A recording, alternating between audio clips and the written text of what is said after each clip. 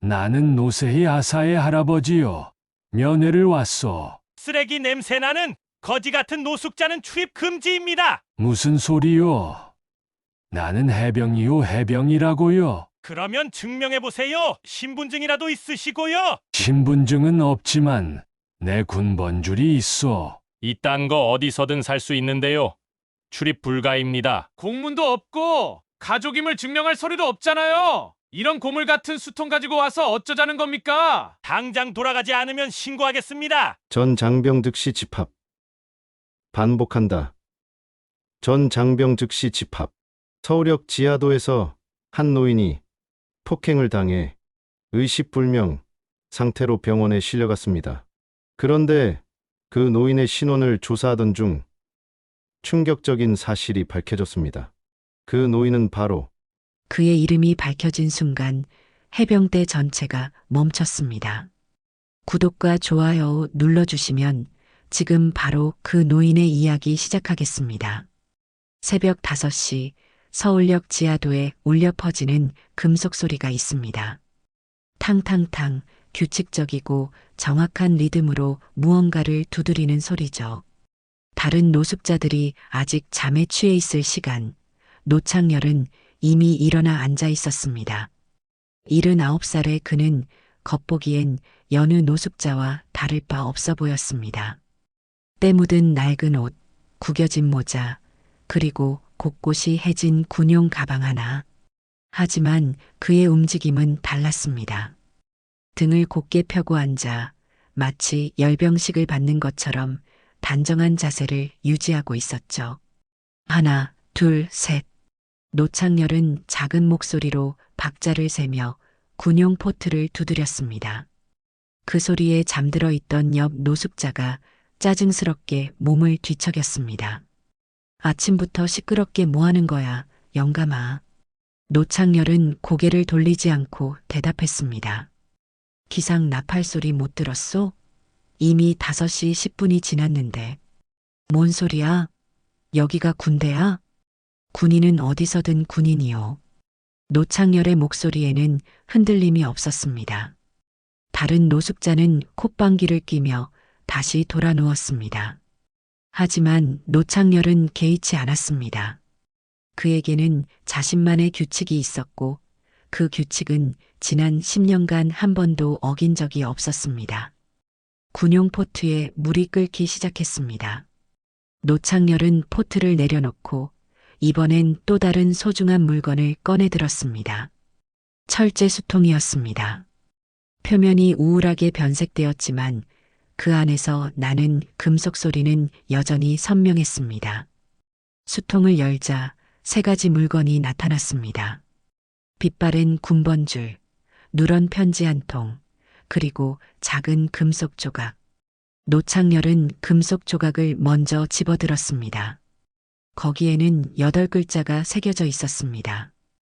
해병은 사람을 먼저 본다. 그 순간 노창열의 눈에서 눈물 한 방울이 떨어졌습니다. 그는 서둘러 눈을 닦으며 주변을 둘러봤습니다. 다행히 아무도 보지 못했습니다. 전우야, 미안하다. 그는 금속 조각에 대고 속삭였습니다. 네가 목숨 걸고 지키라던 그 말을 난 아직도 지키고 있어. 노창열은 편지를 펼쳤습니다. 종이가 너무 오래되어 찢어질 것 같았지만 글씨는 여전히 또렷했습니다. 그가 군 복무 중에 손녀에게 써둔 편지였습니다. 사랑하는 세희에게. 할아버지는 지금 적진 깊숙한 곳에서 임무를 수행하고 있단다. 위험하지만 중요한 일이야. 세희가 자라서 어른이 되면 할아버지가 왜 집에 자주 오지 못했는지 이해하게 될 거야. 할아버지는 세희만큼은 안전한 세상에서 살게 해주고 싶어. 그래서 여기 있는 거란다. 세희야, 할아버지를 기다려줘. 언제까지든 세희를 지킬 거야. 편지를 읽는 동안 노창열의 손이 떨렸습니다. 40년 전에 쓴 편지였지만 지금도 그 마음은 변하지 않았습니다. 세희야. 그는 혼잣말을 중얼거렸습니다. 네가 지금 군복을 입고 있다는 소식을 들었단다. 할아버지처럼 나라를 지키고 있구나. 노창열은 며칠 전 우연히 들은 이야기를 떠올렸습니다. 동네 아주머니가 지나가며 한 말이었습니다. 요즘 젊은 여자애들도 군대 간다더라. 노신의 손녀도 해병대 갔다던데. 그 순간 노창열의 가슴이 뛰기 시작했습니다. 세희가 해병대에 있다니. 자신과 같은 길을 걷고 있다니. 그래, 세희야. 할아버지가 가서 너를 봐야겠다. 노창열은 결심했습니다. 네가 혼자 힘들어하고 있을지도 모르잖아. 그는 수통을 다시 닦기 시작했습니다. 하지만 이번엔 평소보다 더 정성스럽게 닦았습니다. 마치 중요한 임무를 앞두고 장비를 점검하는 것처럼 말입니다. 해가 떠오르기 시작했습니다. 지하도로 스며드는 햇살이 노창열의 얼굴을 비쳤습니다. 주름이 깊게 패인 얼굴이었지만 그의 눈빛만은 젊은 군인처럼 또렷했습니다. 오늘은 특별한 날이 될 것 같군. 노창열은 수통을 가슴에 꼭 안고 일어섰습니다. 세희야, 할아버지가 간다. 다른 노숙자들이 하나둘 깨어나기 시작했지만 아무도 노창열의 변화를 눈치채지 못했습니다. 그저 평소처럼 아침 의식을 치르는 괴짜 노인으로만 보였을 뿐이었습니다. 하지만 노창열 자신은 알고 있었습니다. 오늘이 지난 10년간의 기다림이 끝나는 날이라는 것을, 그리고 손녀 세희를 다시 만나는 날이라는 것을. 이제는 나라가 날 잊었어도 좋다. 노창열은 중얼거렸습니다. 하지만 나는 아직도 한 사람을 지켜야 한다. 내 손녀 세희. 그리고 오늘 그 아이를 보러 간다. 그의 목소리는 작았지만 그 안에는 확고한 의지가 담겨 있었습니다. 비록 지금은 거리의 노숙자가 되었지만 그의 마음속에는 여전히 해병의 정신이 살아 있었습니다. 그리고 그 정신은 오늘 다시 한번 빛을 발할 준비가 되어 있었습니다. 서울역에서 받은 무료 승차권을 손에 쥔 노창열은 기차에 몸을 맡겼습니다. 해진 군용 가방을 무릎에 올려놓고 그 안에 든 수통을 한 번 더 확인했습니다. 마치 중요한 임무를 떠나는 군인처럼 말입니다. 다음 정거장은 해병대 교육사령부 앞입니다. 안내방송이 울려 퍼졌습니다. 노창열의 가슴이 뛰기 시작했습니다. 40년 만에 다시 밟는 해병대 땅이었습니다. 기차에서 내린 노창열은 잠시 멈춰서서 깊게 숨을 들이마셨습니다. 공기 중에서 익숙한 냄새가 났습니다. 훈련병들의 땀 냄새, 총기 기름 냄새, 그리고 바다 냄새까지. 모든 것이 옛날 그대로였습니다. 해병대 정문이 보였습니다. 높은 철문과 그 위에 걸린 해병대 마크. 노창열은 가슴이 벅차올랐습니다. 하지만 동시에 자신의 초라한 모습이 부끄러워졌습니다. 정문 앞 위병소에서 젊은 병사 2명이 근무를 서고 있었습니다. 노창열이 다가가자 한 병사가 인상을 찌푸렸습니다. 여기는 일반인 출입 금지 구역인데요. 나는 노세희 하사의 할아버지요. 면회를 왔소. 병사는 노창열의 차림새를 위아래로 훑어봤습니다. 낡은 옷, 해진 가방, 그리고 며칠 동안 씻지 않은 듯한 모습. 병사의 표정이 더욱 굳어졌습니다. 복장이 이게 뭡니까? 거지인 줄 알았는데. 무슨 소리요? 나는 해병이요. 노창열의 목소리에 힘이 들어갔습니다. 해병이라고요? 다른 병사가 비웃듯 말했습니다. 그러면 증명해 보세요. 신분증이라도 있으시고요? 노창열은 주머니를 뒤져봤지만 신분증은 없었습니다. 오래전에 분실했던 것입니다. 하지만 그에게는 다른 증명이 있었습니다. 신분증은 없지만 내 군번줄이 있어. 노창열은 수통을 열어 군번줄을 꺼냈습니다. 빛바랜 군번줄이지만 해병대 마크는 여전히 선명했습니다. 이건 뭐죠? 병사가 코웃음을 쳤습니다. 이런 거 어디서든 살 수 있는데요. 그때 행보관이 나타났습니다. 계급장을 보니 중사였습니다. 행보관은 노창렬을 한번 훑어보더니 단호하게 말했습니다. 출입 불가입니다. 공문도 없고 가족임을 증명할 서류도 없잖아요. 서류가 그렇게 중요하오? 노창렬이 물었습니다. 나는 서류 대신 내 마음을 가져왔소. 마음으로는 안 됩니다. 규정이 있어요.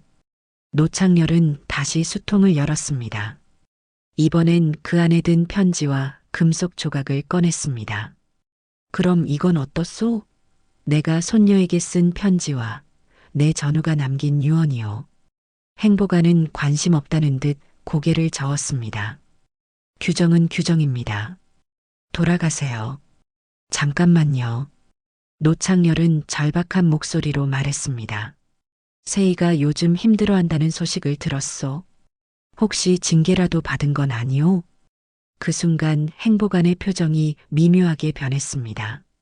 실제로 노세희는 며칠 전 통신장비 연결 실수로 부대 전체에 비상 상황을 일으켰고 징계 위기에 몰려 있었습니다.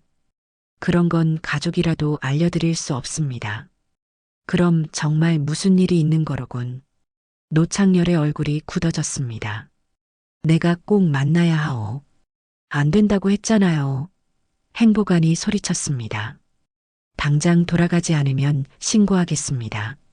노창렬은 수통을 꼭 끌어안았습니다. 내가 해병대에서 몇십 년을 복무했는데 손녀 하나 못 만나겠다는 거요? 몇십 년 복무했다고요? 병사가 킥킥거렸습니다. 그럼 지금 몇 살인데요? 79이요. 79이면 한국 전쟁 때 태어나셨겠네요. 그때 무슨 해병대 복무를 했다고. 병사가 말을 멈췄습니다. 계산이 맞지 않았기 때문입니다. 하지만 행보관은 듣지 않았습니다.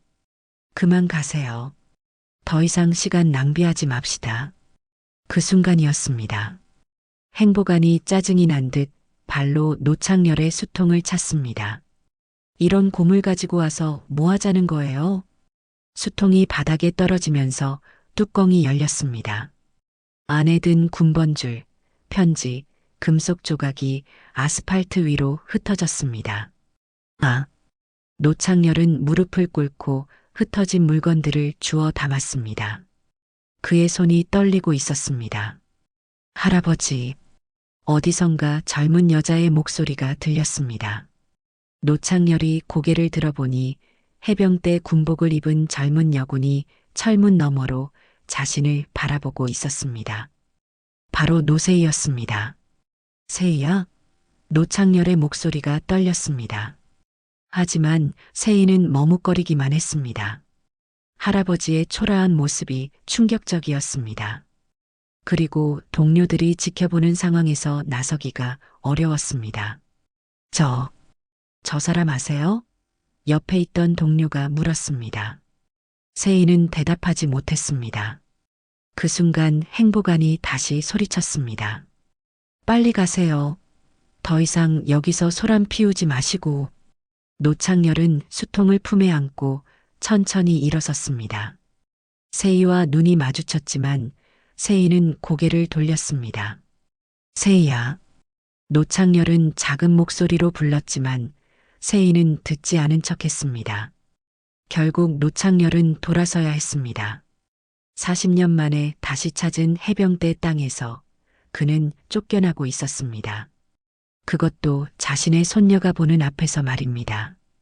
그날 밤 해병대 통신대대 내무반은 긴장감으로 가득했습니다. 노세희는 자신의 침대에 앉아 떨리는 손으로 헬멧을 만지작거리고 있었습니다. 며칠 전 일어난 통신장비 연결 실수가 아직도 그녀를 괴롭히고 있었습니다. 노세희 하사, 갑자기 중대장의 목소리가 내무반에 울려 퍼졌습니다. 당장 나와. 세희는 후다닥 일어나 밖으로 나갔습니다. 중대장실 앞에는 이미 몇 명의 간부들이 모여 있었습니다. 모두들 심각한 표정이었습니다.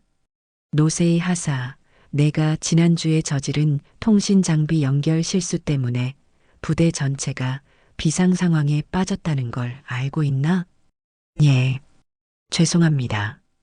중대장은 서류를 펼쳐놓고 차갑게 말했습니다.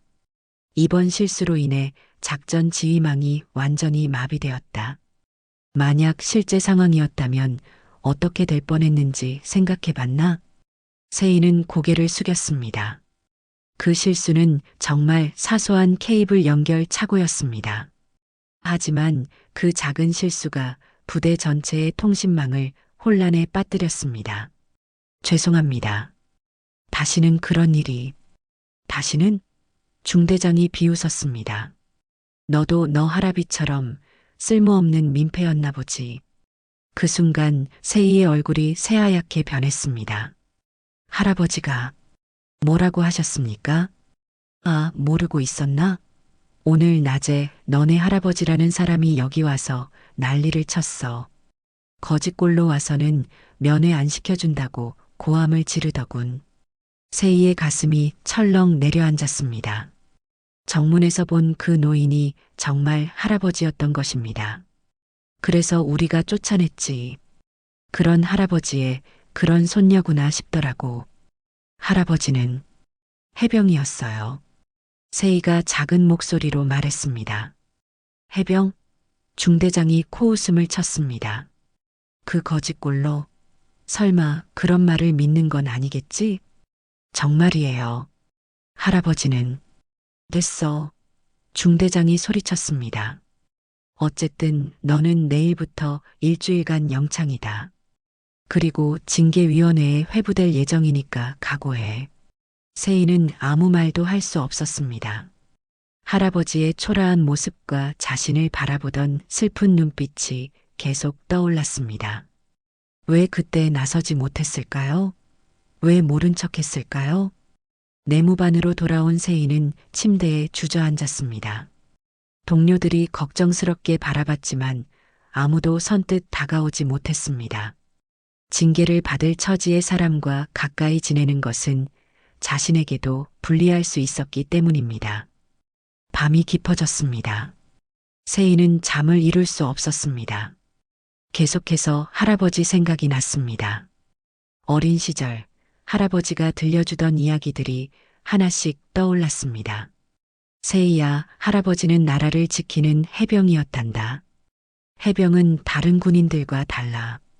우리는 사람을 먼저 보는 거야.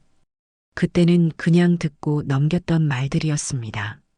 하지만 지금 생각해보니 할아버지의 목소리에는 특별한 무언가가 있었습니다.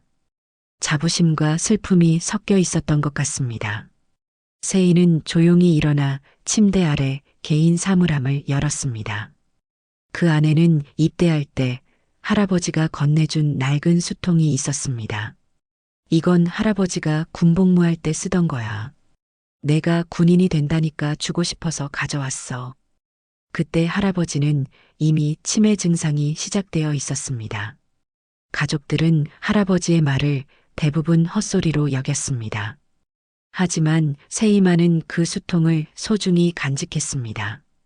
수통을 열어보니 안에 편지 한 장이 들어 있었습니다. 그리고 작은 금속 조각 하나도 있었습니다. 세이는 깜짝 놀랐습니다. 이런 게 들어있는 줄 몰랐거든요. 편지를 조심스럽게 펼쳐보니 할아버지의 글씨였습니다. 사랑하는 세이에게. 할아버지가 이 편지를 쓸 때 너는 아직 태어나지도 않았단다. 하지만 언젠가 너 같은 아이가 우리 집에 올 거라고 믿고 있어. 할아버지는 지금 나라를 지키고 있어. 위험하지만 누군가는 해야 할 일이거든. 내가 자라서 이 편지를 읽게 된다면 그때는 할아버지가 왜 집을 자주 비웠는지 이해하게 될 거야. 할아버지가 지키려던 건 나라만이 아니라 너 같은 아이들이 안전하게 살 수 있는 세상이었어. 세이야, 할아버지를 기억해줘. 세이의 눈에서 눈물이 흘러내렸습니다. 이제야 알 것 같았습니다. 할아버지가 왜 항상 멀리 있는 듯한 눈빛을 하고 있었는지, 왜 가끔 혼잣말로 전우야, 미안하다고 중얼거렸는지. 금속 조각을 집어드니 거기에는 글씨가 새겨져 있었습니다. 해병은 사람을 먼저 본다. 그 8글자가 세희의 가슴을 세게 때렸습니다. 오늘 자신이 한 행동을 생각하니 너무나 부끄러웠습니다. 할아버지가 정문에서 쫓겨날 때 자신은 동료들의 시선을 의식해서 모른 척했습니다. 사람을 먼저 보지 못했던 것입니다. 할아버지, 세희는 작은 목소리로 불렀습니다. 미안해요. 정말 미안해요. 그 순간 세희는 결심했습니다. 내일 아침 일찍 할아버지를 찾아가겠다고, 그리고 제대로 사과하겠다고. 할아버지가 얼마나 오랫동안 자신을 보고 싶어 했을지 생각하니 가슴이 아팠습니다. 하지만 세희는 아직 몰랐습니다. 이미 너무 늦었다는 것을. 그리고 자신의 할아버지가 단순한 해병 출신이 아니라 해병대 역사의 길이 남을 전설적인 인물이었다는 것을. 그 모든 진실이 내일 아침 충격적인 방식으로 드러나게 될 것이라는 사실을 말입니다. 세희는 수통을 가슴에 끌어안고 잠들었습니다. 꿈속에서 젊은 시절의 할아버지가 나타나 말했습니다. 세희야, 해병은 포기하지 않는다. 끝까지 싸우는 거야. 다음 날 새벽 세희가 할아버지를 찾으러 나가려고 준비하고 있을 때였습니다. 갑자기 부대 전체에 비상벨이 울려 퍼졌습니다. 전 장병 즉시 집합. 반복한다. 전 장병 즉시 집합. 세희는 깜짝 놀라 뛰어나갔습니다. 이런 새벽 비상 집합은 보통 중대한 일이 있을 때만 있는 일이었습니다. 운동장에는 금세 모든 장병들이 모였습니다. 중대장이 심각한 표정으로 앞에 섰습니다. 여러분, 지금부터 하는 말을 주의 깊게 들으십시오. 어젯밤 서울역 근처에서 중대한 사건이 발생했습니다. 장병들 사이에서 웅성거림이 일었습니다. 중대장은 손을 들어 조용히 시킨 후 계속했습니다. 서울역 지하도에서 한 노인이 폭행을 당해 의식불명 상태로 병원에 실려갔습니다. 그런데 그 노인의 신원을 조사하던 중 충격적인 사실이 밝혀졌습니다. 세희의 가슴이 철렁 내려앉았습니다. 혹시 할아버지가 아닐까 하는 불길한 예감이 들었습니다. 그 노인은 바로. 중대장이 잠시 말을 멈췄습니다. 해병대 전설 노창열 전 작전 3처장입니다. 장병들 사이에서 탄성이 터졌습니다. 하지만 세희만은 그 자리에서 무너질 뻔했습니다. 정말 할아버지였던 것입니다. 노창열. 이 이름을 모르는 해병은 없을 것입니다. 1970년대 북방 침투저지 작전의 영웅이며 해병대 창설기 수색지휘 체계를 설계한 전설적인 인물입니다. 중대장의 목소리가 떨리기 시작했습니다. 그런 분이 노숙자 생활을 하시고 계셨다는 겁니다. 그리고 어제 이곳 정문에서 세희는 더 이상 들을 수 없었습니다. 다리에 힘이 빠져 주저앉을 뻔했지만 옆에 있던 동료가 붙잡아 주었습니다. 그분이 어제 우리 부대에 오셨을 때 중대장이 말을 잇지 못했습니다. 우리는 그분을 알아보지 못했습니다.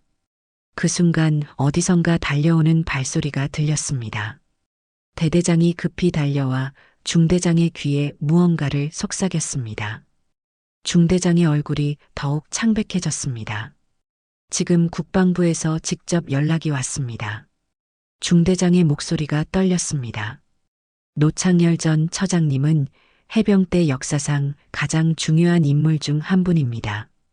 그분의 작전 기록들은 지금도 최고 기밀로 분류되어 있습니다.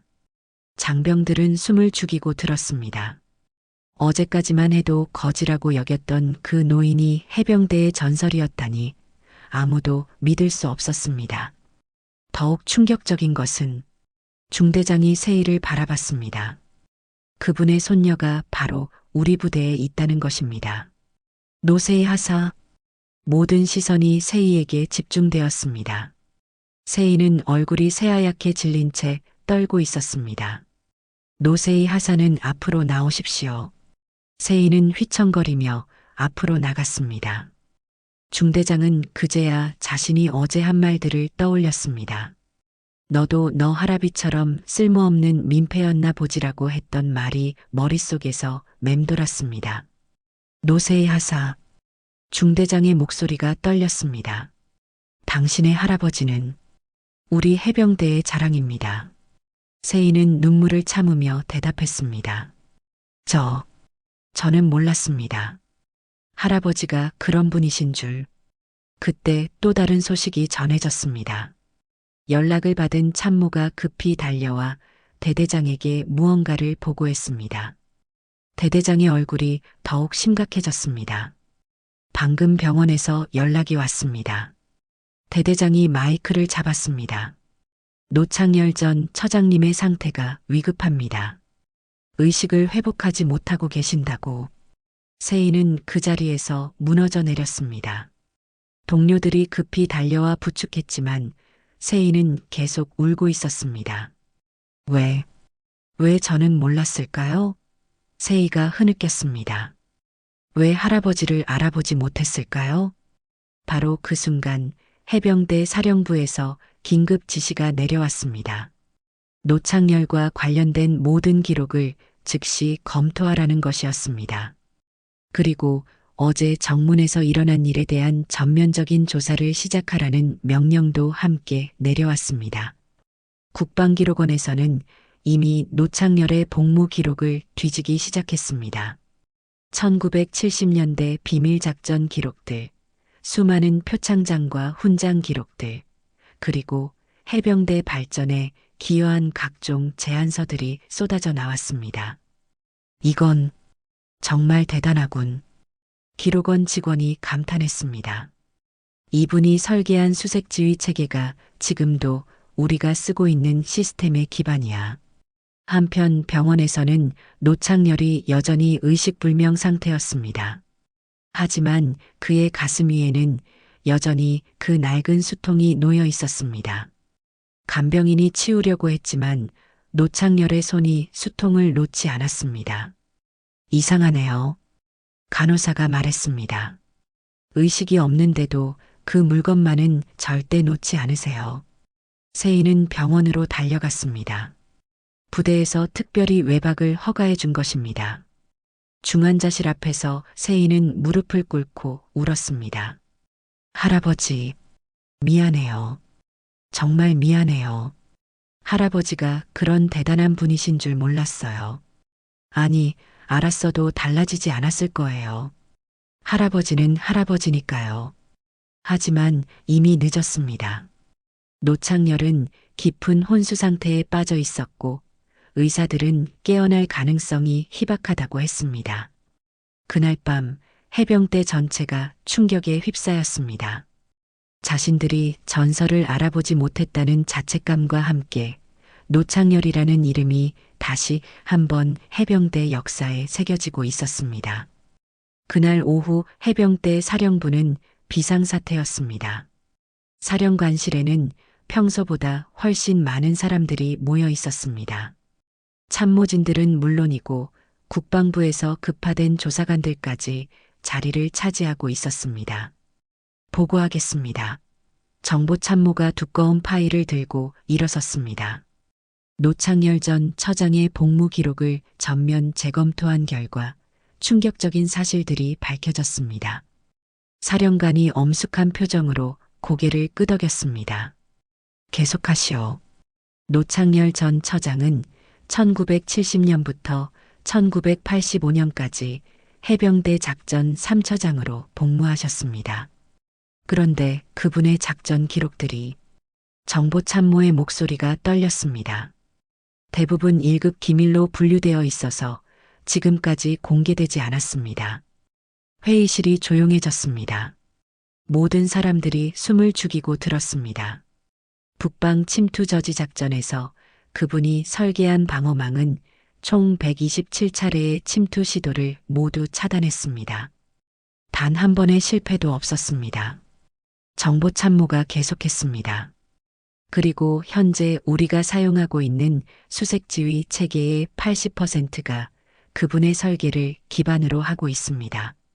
사령관의 얼굴이 창백해졌습니다. 그런 분이 우리 정문에서 쫓겨났다는 말이요? 예, 그렇습니다. 다른 참모가 어둠침침한 목소리로 대답했습니다. 어제 정문 상황을 CCTV로 확인해 본 결과 회의실에 설치된 모니터에 어제의 CCTV 영상이 재생되기 시작했습니다. 노창열이 정문에 나타나는 모습부터 수통이 바닥에 떨어지는 순간까지 모든 것이 그대로 기록되어 있었습니다. 저건 한 참모가 말을 잇지 못했습니다. 영상 속에서 행보관이 노창열의 수통을 발로 차는 장면이 나왔습니다. 그 순간 회의실 안의 모든 사람들이 얼굴을 찌푸렸습니다. 즉시 해당 간부들을 소환하시오. 사령관이 소리쳤습니다. 이런 일이 어떻게 일어날 수 있단 말이오. 바로 그때 급보가 들어왔습니다. 연락을 받은 부관이 급히 사령관에게 다가가 귓속말을 했습니다. 사령관의 얼굴이 더욱 굳어졌습니다. 무엇이오? 국방부 장관께서 직접 전화를 주셨습니다. 노창열 전 처장님 사건을 최우선으로 처리하라는 지시입니다. 사령관은 깊은 한숨을 쉬었습니다. 이제야 알겠소. 우리가 얼마나 큰 실수를 저질렀는지. 한편 그 시각 해병대 통신대대에서는 긴급 징계회의가 열리고 있었습니다. 어제 노창열을 무시했던 중대장과 행보관, 그리고 정문 근무를 섰던 병사들이 모두 소환되었습니다. 여러분, 대대장이 엄한 목소리로 말했습니다. 어제 여러분이 한 행동이 얼마나 심각한 것인지 아시오? 중대장은 식은땀을 흘리며 고개를 숙였습니다. 자신이 노세이에게 했던 말들이 계속 머릿속에서 맴돌았습니다. 너도 너 할아비처럼 쓸모없는 민폐였나 보지라고 했던 그 말이 이제는 부메랑이 되어 돌아오고 있었습니다. 노창열 전 처장님은 우리 해병대에 살아있는 전설입니다. 그런 분을 거지라고 부르고 내쫓았다는 것이 말이 됩니까? 행보관도 마찬가지였습니다. 자신이 발로 찬 수통이 얼마나 소중한 것이었는지 이제야 깨닫고 있었습니다. 그 수통 안에는 해병대 역사가 담겨 있었던 것입니다. 특히 행보관, 대대장이 행보관을 똑바로 쳐다봤습니다. 당신이 발로 찬 그 수통이 무엇인지 아시오? 죄송합니다. 그 수통은 노창열 전 처장님이 15년간 최전방에서 들고 다니신 것입니다. 그 안에는 조국을 지키다 산화한 전우들의 이름이 새겨진 명패가 들어 있었습니다. 행보관의 얼굴이 새하얗게 변했습니다. 자신이 얼마나 큰 죄를 저질렀는지 이제야 깨닫고 있었습니다. 그리고 대대장이 중대장을 향해 몸을 돌렸습니다. 당신이 노세이 하사에게 한 말들을 다시 한번 생각해 보시오. 너도 너 할아비처럼 쓸모없는 민폐라고 했죠? 중대장은 대답하지 못했습니다. 목이 메어 말이 나오지 않았습니다. 그 쓸모없는 민폐라고 부른 분이 바로 우리 해병대를 지금의 모습으로 만든 장본인입니다. 당신들이 지금 서 있는 이 부대, 입고 있는 이 군복, 자랑스러워하는 이 해병대 정신, 모든 것이 그분의 헌신으로 이루어진 것입니다. 회의실 안이 죽음같이 조용해졌습니다. 모든 사람들이 자신들의 잘못을 깨닫고 있었습니다. 지금 즉시 병원으로 가서 사과드리시오. 대대장이 명령했습니다. 그리고 노세이 하사에게도 정식으로 사과하시오. 그때 또 다른 소식이 전해졌습니다. 노창열의 과거 동료들이 소식을 듣고 하나둘 병원으로 모여들고 있다는 것이었습니다. 현역 시절 함께 복무했던 해병대 간부들, 그리고 지금은 예비역이 된 옛 부하들까지 말입니다. 정말 노창열 처장님이신가요? 한 예비역 준장이 병원에 도착하자마자 물었습니다. 그분이 정말 노숙자 생활을 하고 계셨다는 게 믿어지지 않습니다. 병원 로비는 금세 해병대 관련 인사들로 가득 찼습니다. 현역, 예비역을 가리지 않고 모든 사람들이 노창열을 만나러 왔습니다. 처장님은 우리의 스승이셨습니다. 한 예비역 대령이 눈물을 글썽이며 말했습니다. 그분이 가르쳐 주신 전술들로 우리가 지금까지 나라를 지켜올 수 있었습니다. 하지만 정작 노창열은 여전히 의식불명 상태였습니다. 중환자실 침대에 누워 산소 마스크를 쓴 채 그 낡은 수통만을 꼭 끌어안고 있었습니다. 세인은 중환자실 유리창 너머로 할아버지를 바라봤습니다. 이제야 할아버지가 얼마나 대단한 분이었는지 알게 되었지만 이미 너무 늦었습니다. 할아버지, 세인은 유리창에 손을 대고 중얼거렸습니다. 일어나세요. 이제 모든 사람들이 할아버지를 알아봐요. 더 이상 혼자가 아니에요. 하지만 노창열은 여전히 깊은 잠에 빠져 있었습니다. 그의 가슴 위에서 수통만이 조용히 그의 숨결에 맞춰 오르락 내리락하고 있었습니다. 이틀째 되는 밤, 세인은 중환자실 의자에서 잠들어 있었습니다. 계속된 간병으로 지쳐있던 그녀는 할아버지의 손을 잡은 채 꾸벅꾸벅 졸고 있었습니다. 병실 안에는 조용한 의료장비 소리만이 울려 퍼지고 있었습니다. 그런데 새벽 3시경, 갑자기 노창열의 손가락이 미세하게 움직였습니다. 세인은 느끼지 못했지만 모니터의 수치가 조금씩 변하기 시작했습니다. 노창열의 입에서 작은 신음소리가 나왔습니다. 세이가 깜짝 놀라 깨어났습니다. 할아버지, 할아버지. 노창열의 눈꺼풀이 천천히 떨리기 시작했습니다. 그리고 마침내 그의 눈이 조금씩 열렸습니다. 처음에는 초점이 맞지 않던 눈동자가 점차 또렷해졌습니다. 세이야? 노창열의 목소리는 쉬어 있었지만 분명히 세이를 부르고 있었습니다. 할아버지. 세이는 무릎을 꿇고 할아버지의 손을 꼭 잡았습니다. 정말 미안해요. 할아버지를 몰라봤어요. 정말 죄송해요. 노창열은 천천히 고개를 돌려 세이를 바라봤습니다. 산소 마스크 너머로 그의 눈에 눈물이 고이기 시작했습니다. 괜찮다, 세이야. 노창열이 약한 목소리로 말했습니다. 할아버지가 더 늦기 전에 너를 볼 수 있어서 다행이다. 세이는 참았던 눈물을 터뜨렸습니다. 할아버지, 저는 정말 바보였어요. 할아버지가 그렇게 대단한 분이신 줄 몰랐어요. 대단한 분? 노창열이 고개를 저었습니다. 할아버지는 그냥 너를 지키고 싶었던 평범한 군인이었어. 노창열은 힘겹게 손을 들어 가슴 위의 수통을 만졌습니다. 이 안에 할아버지의 모든 것이 들어있단다. 세이는 수통을 조심스럽게 받아들었습니다. 할아버지, 이 안에 왜 제게 쓴 편지가 들어있어요? 그 편지는 노창열의 목소리가 더욱 작아졌습니다. 할아버지가 너를 처음 본 날부터 쓰기 시작한 거야. 언젠가 너에게 줄 날을 기다리면서.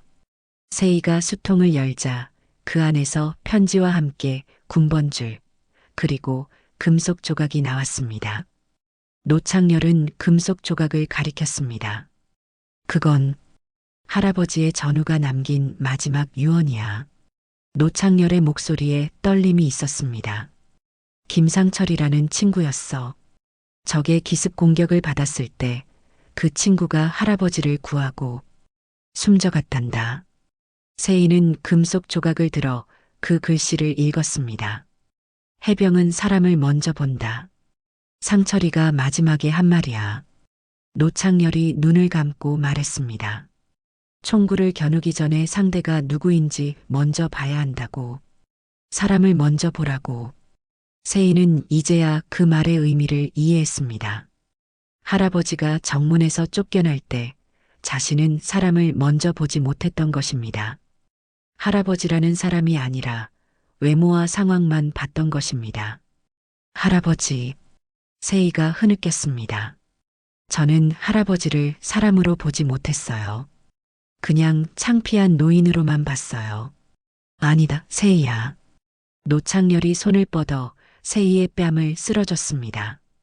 너는 지금 할아버지를 제대로 보고 있잖아. 그게 중요한 거야. 그 순간 병실 문이 열리며 간호사가 들어왔습니다. 어머, 의식을 회복하셨네요. 의사 선생님을 바로 부르겠습니다. 곧이어 의사가 달려와 노창렬을 진찰했습니다. 다행히 큰 이상은 없으십니다. 하지만 아직 안정을 취하셔야 해요. 의사가 나간 후 노창렬은 세희에게 말했습니다.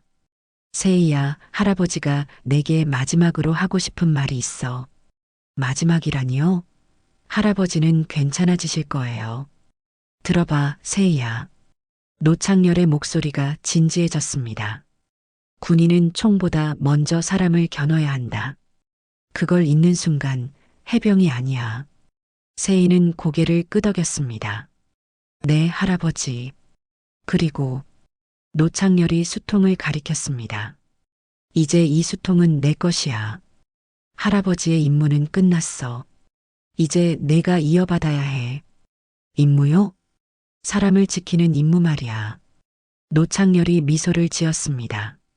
할아버지는 나라를 지켰지만 정작 중요한 사람들을 지키지 못했어. 너는 할아버지보다 더 잘할 수 있을 거야. 그때 복도에서 발소리가 들렸습니다. 여러 명의 사람들이 병실을 향해 오고 있었습니다. 누가 오나 봐요. 세희가 문 쪽을 바라봤습니다. 문이 열리자 해병대 사령관을 비롯해 수많은 간부들이 들어왔습니다. 그리고 그 뒤로는 어제 할아버지를 무시했던 중대장과 행보관도 보였습니다. 노창렬 전 처장님, 사령관이 깊게 고개를 숙였습니다. 정말 죄송합니다. 저희가 처장님을 알아보지 못했습니다. 중대장과 행보관은 병실 입구에서 무릎을 꿇었습니다. 그들의 얼굴에는 깊은 후회와 죄책감이 서려 있었습니다. 처장님, 행보관의 목소리가 떨렸습니다. 제가 처장님의 수통을 발로 찼습니다. 정말 용서받을 수 없는 일을 저질렀습니다. 중대장도 고개를 들지 못한 채 말했습니다. 처장님의 손녀에게 모독적인 말을 했습니다. 저는 해병의 자격이 없습니다. 노창렬은 그들을 조용히 바라봤습니다. 그리고 천천히 입을 열었습니다. 고개를 들어보시오. 중대장과 행보관이 조심스럽게 고개를 들었습니다. 여러분도 해병입니다. 노창렬이 말했습니다. 실수할 수 있어요. 중요한 건 그 실수에서 배우는 거예요. 처장님, 하지만 기억하세요. 노창렬의 목소리에 힘이 들어갔습니다. 해병은 사람을 먼저 봅니다. 계급이나 외모가 아니라 그 사람의 마음을 보는 거예요. 모든 사람들이 숙연해졌습니다. 노창렬의 말 한마디 한마디가 그들의 가슴에 깊이 새겨지고 있었습니다. 세희는 할아버지를 바라보며 생각했습니다. 이제야 진짜 할아버지를 만난 것 같았습니다. 전설이 아니라 사람을 사랑하는 따뜻한 마음을 가진 할아버지를 말입니다. 그날 오후 노창렬의 병실은 마치 해병대 동창회장처럼 변해 있었습니다. 현역과 예비역을 가리지 않고 수많은 해병들이 찾아왔습니다. 병실이 좁아 복도까지 사람들이 늘어서 있었습니다. 처장님, 정말 오랜만입니다. 한 예비역 대령이 눈물을 글썽이며 말했습니다. 저는 처장님께 직접 훈련받았던 이재호입니다. 노창렬의 얼굴에 희미한 미소가 떠올랐습니다. 재호야, 그때 그 꼬맹이가 이렇게 컸구나. 처장님 덕분에 제가 지금까지 살아있습니다. 이재호가 고개를 깊게 숙였습니다. 처장님이 가르쳐 주신 전술로 몇 번이나 위기를 넘겼습니다. 노창렬은 천천히 고개를 저었습니다. 내가 가르친 게 아니야. 너희들이 스스로 배운 거지. 그때 해병대 사령관이 앞으로 나서며 말했습니다. 처장님, 저희가 준비한 것이 있습니다. 사령관의 신호에 따라 부관이 큰 액자를 들고 들어왔습니다. 그 안에는 노창열의 젊은 시절 사진과 함께 그의 공적이 자세히 적혀 있었습니다. 이것은 처장님의 명예회복을 위한 첫 번째 조치입니다. 사령관이 엄숙하게 말했습니다. 앞으로 해병대 본부에 처장님의 흉상을 세우고 처장님의 이름을 딴 연구소도 만들 예정입니다. 하지만 노창열은 관심 없다는 듯 고개를 저었습니다. 그런 건 필요 없소. 처장님, 내가 원하는 건 그런 게 아니야. 노창열이 세희를 바라봤습니다. 내가 정말 원하는 건. 노창열은 힘겹게 일어나 앉았습니다. 세희가 급히 부축했지만 노창열은 혼자 힘으로 일어서려고 했습니다. 할아버지, 무리하지 마세요. 괜찮다, 세희야. 노창열이 수통을 집어들었습니다. 할아버지가 마지막으로 할 일이 있어. 모든 사람들이 숨을 죽이고 노창열을 바라봤습니다. 노창열은 수통을 두 손으로 받들고 중대장과 행보관 앞으로 천천히 걸어갔습니다. 처장님, 두 사람이 다시 무릎을 꿇으려고 했지만 노창열이 손을 들어 막았습니다. 일어서시오. 노창열의 목소리는 약했지만 단호했습니다. 두 사람이 떨리는 몸으로 일어섰습니다. 노창열은 그들을 똑바로 바라보며 말했습니다. 이 수통을 보시오. 중대장과 행보관이 수통을 바라봤습니다. 낡고 우울한 철제 수통이었지만 지금은 그 어떤 보물보다 소중해 보였습니다. 이 안에는 내가 끝내 지키지 못한 전우의 이름이 들어있었소. 노창열의 목소리에 떨림이 있었습니다. 김상철, 박영수, 최동혁. 나를 대신해 죽어간 내 동료들의 이름들 말이오. 병실 안이 조용해졌습니다. 모든 사람들이 노창열의 말에 집중했습니다. 하지만 지금은 다르오. 노창열이 수통을 조용히 내려놓으며 말했습니다. 지금 이 수통은 너희가 지켜야 할 사람의 이름이 되어야 해. 저희가 지켜야 할 사람이요? 바로 너희 부하들이야. 노창열이 단호하게 말했습니다. 너희 밑에서 복무하는 모든 장병들의 이름이 이 수통 안에 들어가야 해. 중대장의 눈에서 눈물이 흘러내렸습니다. 처장님, 군인이 지켜야 하는 건 나라만이 아니야. 노창열이 계속했습니다. 가장 먼저 지켜야 하는 건 함께 싸우는 전우들이고 자신이 책임져야 할 부하들이야. 행보관도 울고 있었습니다. 처장님, 저희는 정말 모르고 있었습니다. 모르는 게 죄가 아니야. 노창열이 그들의 어깨에 손을 올렸습니다. 하지만 이제는 알아야 해. 해병은 사람을 먼저 본다는 게 무슨 뜻인지. 그 순간 사령관이 앞으로 나서며 말했습니다. 처장님의 말씀을 명심하겠습니다. 앞으로 해병대는 달라질 것입니다. 달라져야 하는 건 제도가 아니야.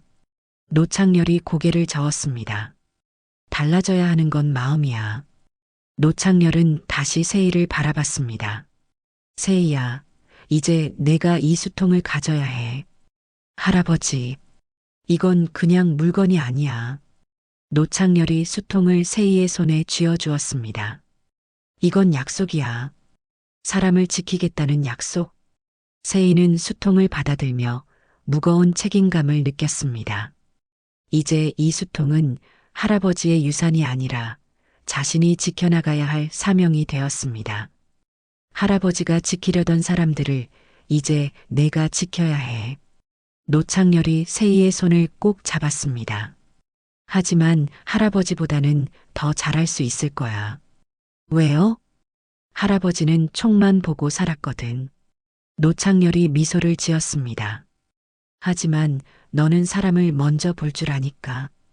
병실 안의 모든 사람들이 감동받고 있었습니다.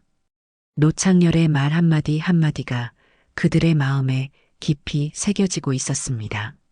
처장님, 한 젊은 중위가 앞으로 나서며 말했습니다.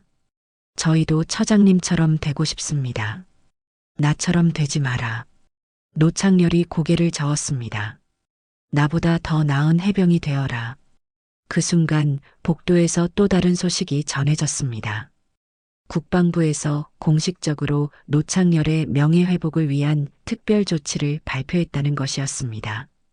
그리고 해병대 역사상 가장 큰 규모의 추모식을 준비하고 있다는 소식도 함께였습니다. 하지만 노창렬은 여전히 그런 것들에 관심이 없어 보였습니다. 그에게 중요한 건 오직 하나, 자신의 뜻을 이어받을 사람들이 진짜 해병 정신을 이해하는 것이었습니다. 기억하시오. 노창렬이 마지막으로 모든 사람들에게 말했습니다. 해병의 진짜 명예는 훈장이나 계급에 있는 게 아니야. 바로 사람을 지키는 마음에 있는 거요. 모든 사람들이 고개를 끄덕였습니다. 이날 이후 해병대는 정말로 달라지기 시작할 것이었습니다. 노창렬이라는 한 사람의 뜻이 수많은 사람들의 마음에 씨앗을 뿌린 것입니다. 한 달 후 해병대 통신대대 훈련장에는 특별한 광경이 펼쳐져 있었습니다. 노세희가 전 장병 앞에서 고개를 들고 서 있었습니다. 그녀의 손에는 할아버지로부터 물려받은 수통이 들려 있었습니다. 여러분, 세희의 목소리가 훈련장에 울려 퍼졌습니다. 제게 군복은 명예입니다. 그리고 이 수통은 제 책임입니다. 장병들은 숨을 죽이고 세희의 말을 들었습니다. 한 달 전 징계 위기에 몰렸던 그 세희가 이제는 당당하게 서 있었습니다. 저의 할아버지 노창렬 전 처장님은 저에게 말씀하셨습니다. 해병은 사람을 먼저 본다고요. 세희가 수통을 들어 올렸습니다. 오늘부터 저는 이 말을 실천하겠습니다. 그때 대대장이 앞으로 나서며 큰 액자를 들고 왔습니다. 그 안에는 노창렬의 사진과 함께 그가 직접 쓴 편지가 들어 있었습니다. 이것은 노창렬 전 처장님이 우리 부대를 위해 남기신 마지막 편지입니다. 대대장이 엄숙하게 말했습니다. 세희가 편지를 읽기 시작했습니다. 친애하는 해병 장병 여러분께, 저는 여러분과 같은 해병이었습니다. 다른 점이 있다면 저는 사람을 보는 법을 너무 늦게 배웠다는 것입니다. 여러분은 저보다 일찍 배우시길 바랍니다. 총을 들기 전에 사람을 보십시오. 명령을 내리기 전에 사람을 생각하십시오. 해병의 진정한 힘은 무기가 아니라 동료를 사랑하는 마음에서 나옵니다. 여러분이 지켜야 할 것은 나라만이 아닙니다. 바로 옆에 서 있는 전우입니다. 해병대가 강한 이유는 서로를 지키기 때문입니다. 이것을 잊지 마십시오. 해병 노창렬 드림. 편지를 다 읽자 훈련장이 조용해졌습니다. 많은 장병들의 눈에서 눈물이 흘러내렸습니다. 그 순간 중대장이 앞으로 나섰습니다. 한 달 전 세희를 혹독하게 대했던 바로 그 중대장이었습니다. 노세희 하사, 중대장이 큰 목소리로 불렀습니다. 예, 당신의 할아버지는 우리 해병대의 자랑입니다. 중대장의 목소리에 진심이 담겨 있었습니다. 그리고 당신도 우리의 자랑입니다. 중대장은 세희에게 다가가 손을 내밀었습니다. 제가 한 달 전에 당신에게 상처를 준 것을 진심으로 사과합니다.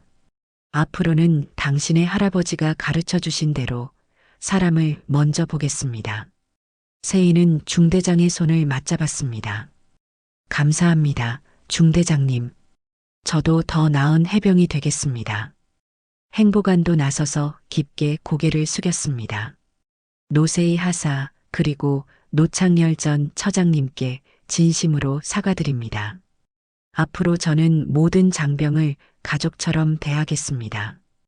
훈련장 한편에서는 특별한 설치물이 공개되고 있었습니다. 바로 노창렬을 기리는 기념비였습니다. 그 기념비에는 노창렬의 사진과 함께 그의 좌우명이 새겨져 있었습니다. 해병은 사람을 먼저 본다. 그리고 그 아래에는 작은 글씨로 이렇게 적혀 있었습니다. 진정한 승리는 적을 무찌르는 것이 아니라 소중한 사람을 지키는 것이다. 마이너스 노창열. 세인은 기념비 앞에 서서 수통을 가슴에 안았습니다. 할아버지의 따뜻한 미소가 떠올랐습니다. 할아버지, 세이가 작은 목소리로 말했습니다. 이제 제가 할아버지의 뜻을 이어가겠어요. 그때 대대장이 마이크를 잡고 발표했습니다. 오늘부터 우리 부대에는 새로운 전통이 생깁니다. 매일 아침 기상 나팔과 함께 노창열 전 처장님의 말씀을 낭독하겠습니다. 해병은 사람을 먼저 본다. 전체 장병들이 한 목소리로 외쳤습니다. 그 소리가 훈련장을 넘어 멀리 퍼져나갔습니다. 한편 멀지 않은 곳에 있는 요양원에서는 노창열이 창가에 앉아 그 소리를 들으며 미소를 짓고 있었습니다. 병원에서 회복된 후 그는 이곳에서 평온한 나날을 보내고 있었습니다. 할아버지, 세이가 면회를 와서 반갑게 인사했습니다. 오늘 부대에서 할아버지 기념비 제막식이 있었어요. 그래. 노창열이 세이의 손을 잡았습니다. 그런 것보다 너는 어때? 동료들과 잘 지내고 있니? 네. 이제는 모든 사람들이 저를 가족처럼 대해줘요. 세이가 환하게 웃었습니다. 그리고 저도 후배들을 할아버지처럼 따뜻하게 대해주고 있어요. 그거면 됐다. 노창열이 만족스럽게 고개를 끄덕였습니다. 세이는 수통을 꺼내 할아버지에게 보여주었습니다. 할아버지, 이 수통 덕분에 제가 진짜 해병이 될 수 있었어요. 수통은 그냥 도구일 뿐이야. 노창열이 세이의 가슴을 가리켰습니다. 진짜 중요한 건 여기 있는 마음이지. 세이는 고개를 끄덕이며 할아버지를 안아드렸습니다. 할아버지, 사랑해요. 그리고 자랑스러워요. 나도 세이가 자랑스럽다. 노창열이 세이의 등을 토닥여 주었습니다. 이제는 할아버지가 안심하고 쉴 수 있겠구나. 그날 저녁 해병대 전체에는 새로운 분위기가 흐르고 있었습니다. 노창열의 가르침이 모든 해병들의 마음에 뿌리를 내리고 있었습니다. 부대 곳곳에서는 선임이 후임을 더 따뜻하게 대하는 모습이 보였습니다. 간부들은 부하들의 고민을 더 세심하게 들어주었습니다. 그리고 모든 사람들이 서로를 진짜 가족처럼 대했습니다. 해병은 사람을 먼저 본다. 이 말은 이제 단순한 구호가 아니라 해병대의 진정한 정신이 되었습니다. 노창열이 평생 꿈꿔왔던 해병대의 모습이 마침내 현실이 되고 있었습니다. 세이는 그날 밤 일기에 이렇게 썼습니다.